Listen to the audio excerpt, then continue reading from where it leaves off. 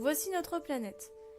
Un huitième de la population mondiale vit à proximité des récifs coralliens et une grande partie de ces personnes en dépendent pour leur nourriture et les revenus générés par le tourisme. Les chercheurs estiment aujourd'hui que les coraux sont l'un des principaux réservoirs de molécules pouvant lutter contre de nombreuses maladies graves telles que le cancer, le sida et Alzheimer.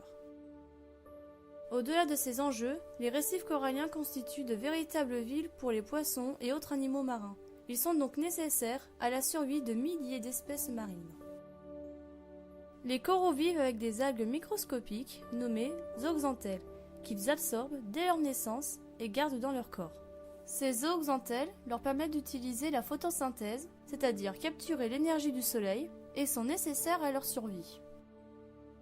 Selon de précédentes recherches que nous avons effectuées, cette symbiose est possible grâce à l'intervention d'une molécule immunitaire nommée TGF-bêta. Celle-ci informe le système immunitaire d'accepter ces zooxanthelles et de ne pas les détruire. Seulement voilà, les épisodes de chaleur causés par le changement climatique stressent les coraux qui ne reconnaissent plus les zooxanthelles comme des amis et les détruisent ou les expulsent. Ce phénomène se nomme le blanchiment des coraux. Nous pensons que l'augmentation de température des eaux récifales empêche l'expression du TGF-bêta qui ne joue plus son rôle de modérateur et ne protège plus les zooxanthelles.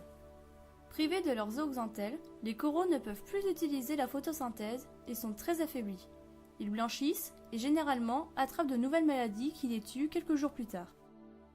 C'est ce même TGF-bêta qui chez l'homme est impliqué dans les maladies telles que le cancer, la malaria et Alzheimer. Chez l'homme comme chez les coraux, c'est son dysfonctionnement qui permet à ces maladies de tromper le système immunitaire et de se développer dans notre corps. Il est donc très important de pouvoir étudier et comprendre les mécanismes de cette molécule sur un organisme simple, tel que le corail, pour pouvoir le comprendre sur un organisme complexe comme l'être humain.